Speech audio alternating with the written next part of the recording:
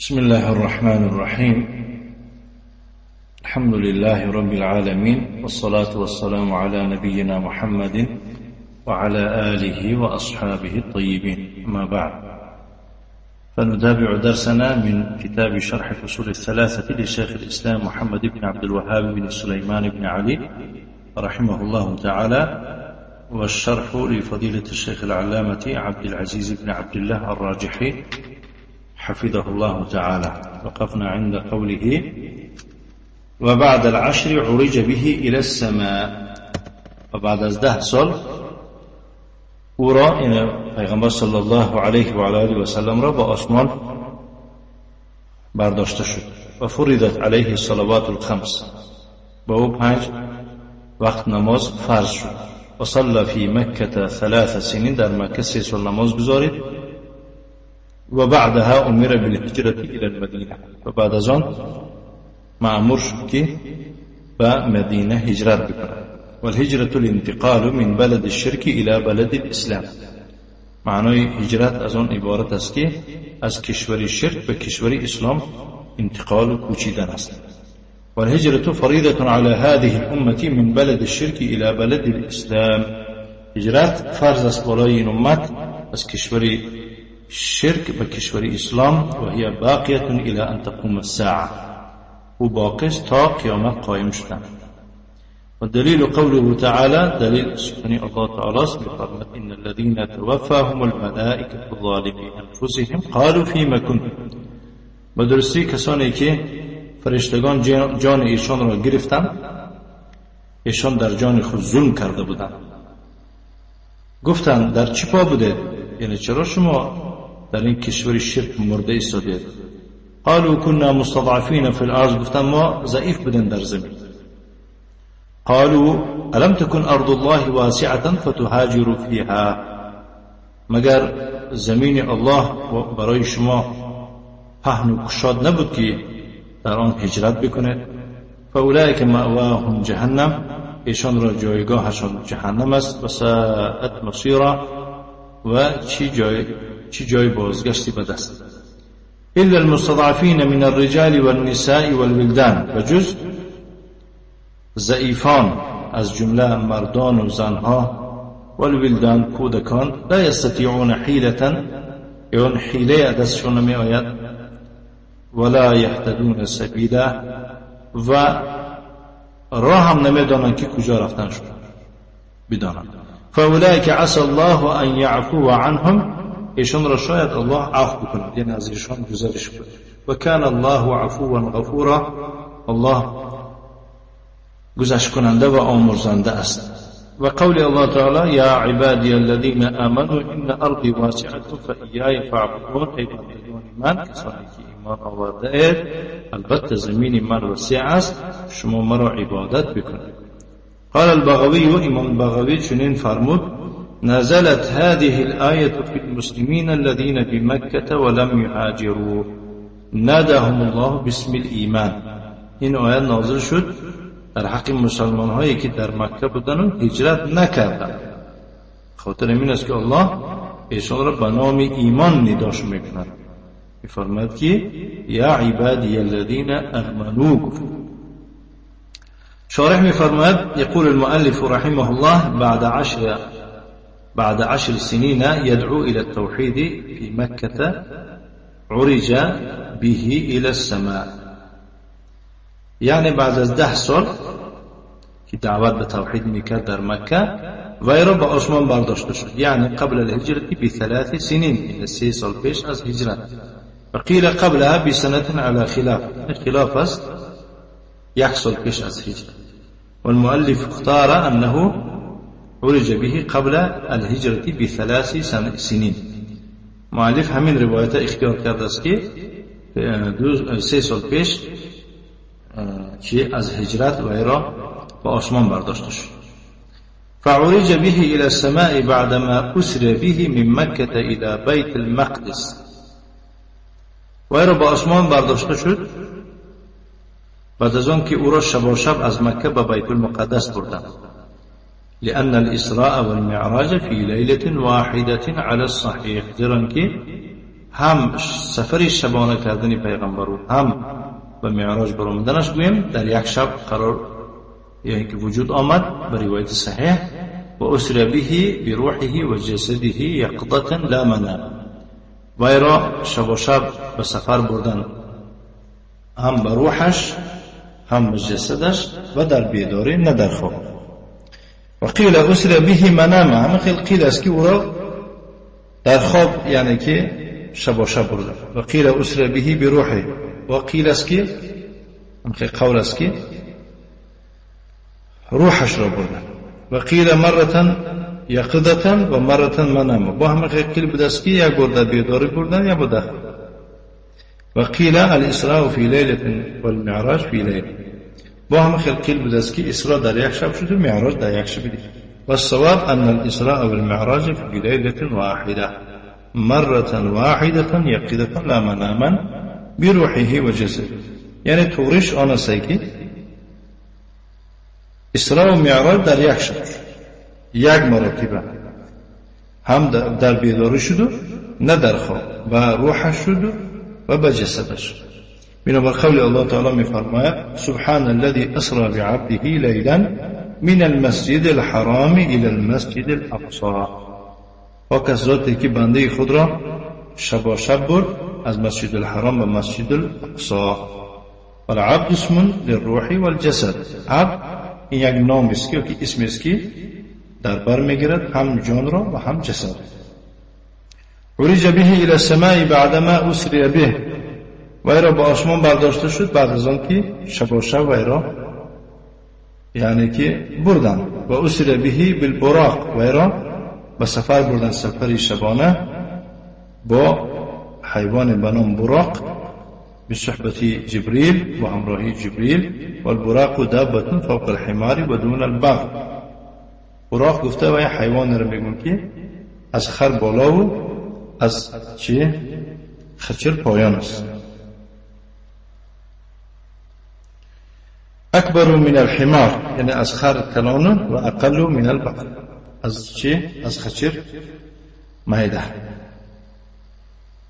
ركبه جبريل ومحمد صلى الله عليه وسلم بمكة وغير سواش جبريل ومحمد صلى الله عليه وسلم از مكة سافر به إلى بيت المقدس وغير ببيت المقدس سفر برد في الشام در شام وهذا البراق خطبه مد البصر یعنی همین حیوان یک قدم پرتویش به مقدار یک دیدن است هر جا که دیده می‌بیند تا يعني الخطوة الواحدة هي نهاية البصر يعني یک قدمی پرتافتگیش تا آخری که همون چشم می‌بیند والخطوة الثانية نهاية البصر يعني همون قدمی دویمش هم همین فقطع المسافة التي هي بين مكة والشام يعني همون مسافه رو که بین مکه و شام قرار داشت همون طی کرد وكانوا يقطعونها في شهر في ذلك الزمن على الإبل در همون وقتا این مسافر در مدت یک ماه بر شتر چی طی می‌کردند قطعها في مدة وجيزة ما يقارب ساعة أو ساعة ونصف یعنی اینها باشند چیکار کردند این مسافر طی کردند در یک مدتی اندکی کوتاه نزدیک به یک ساعت یا که يكون بسرعة مثل سرعة الطائرة تقريبا ومانند سرعة هواپیما وسمي البريق لأن فيه من البرق واللمعان یعنی همه حیوان را بریق نامیده شد یا که براق از برق گرفته شده و از برای خاطر اینکه در وی یک برق یعنی درخشانی و لمعان هم همون معنا درخشانی خیلی که رعد و برق میشه ثم لما وصل إلى بيت المقدس ربط البراق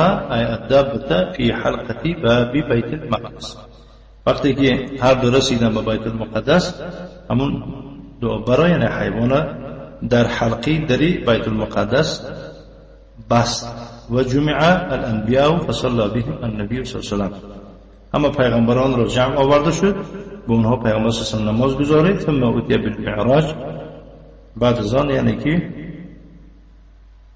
برای او معراج آوردن.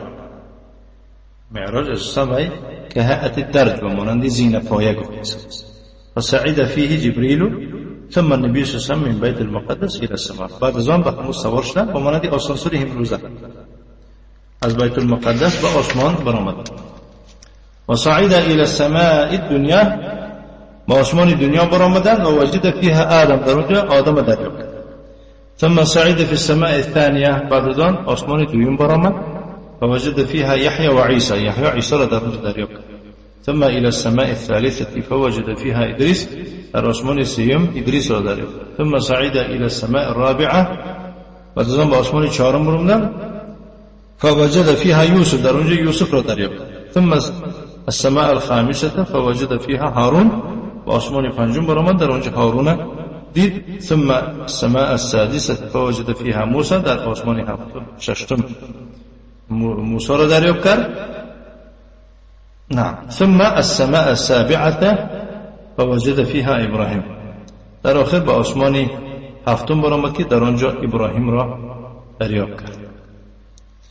و کل سماء محروسه، هر یک آسمان پاسبان داشت، یعنی که هر یک آسمان را پاسبانی کرده شدگی بود. لها حراس، و پاسبان ها دارند. و کل سماء یستفتح جبریل و یقال، هر یک آسمان نزدیکش آمدگی جبریل یعنی کشا گفته میپرسید و میگفتن که من کی هستی؟ میگفت که جبریل. یقال من معک، همراهت کی هستی؟ میگفت که محمد صلی الله علیه و سلم. یقول قد ارسل الیه، به تحقیق به سوی او یعنی که رسالت بخشیده شده است. کل واحد من الانبیاء یرحب به، و نزد هر پیغمبر از پیغمبران که میگذشت برایش مرحبا میگفت. و یقر بنبوته، و پیغمبری او را اقرار میشد. آدم قال مرحبا بالنبی الصالح و بالابن الصالح و ابراهیم، یعنی که همه اینها با پیغمبر چی مرحبا میگفتن. صالح، پسری صالح. و ابراهیم برایش میگفت که مرحبا با پیغمبری که صالح است و پسر صالح است. و باقی پیغمبران برایش میگفت که مرحبا بالنبی الصالح و الاخ الصالح، یعنی که با برادری صالح. ثم تجاوز الى سدرة المنتهى، بعد از آن رفت و گذشت به سدرة المنتهى بعد السبع طباق، بعد از 7 این آسمان با یعنی گذشت رفت و نزدیک درختی به نام سدرة المنتهى. حتى وصل الى مكان يسمع فيه صريف الاقلام التي تكتب القدر، یعنی به اون اندازه به یک جای رسید که تا اون اندازه به همون جا نزدیک شد که آوازی نوشتی قلم ها رو میشنید، قلم هایی که تقدیر می نویسن. فکلمه رب العزة والجلال بدون واسطه، در همونجا پروردگار عظیم الشان بی واسطه به او حرف زد. لکنه لم یر الله علی صحیح، ولی او الله را ندید به روایت صحیح. من ورای حجاب، از پس پرده شد. وقيل رأى الله، وقيل است الله را دید. وهو قول مرجوح، این راجح نیست، يعني قول ضعيف. والصواب انه رآه بعين قلبه لا بعين رأسه، درست آن است که او را به چشم قلب دید و نه به چشم سر. لانه لا احد يستطيع ان يرى الله في الدنيا، زیرا کسی قادری آن نیست که الله را در دنیا ببیند. حتی النبی صلی الله علیه و سلم، حتی پیغمبر.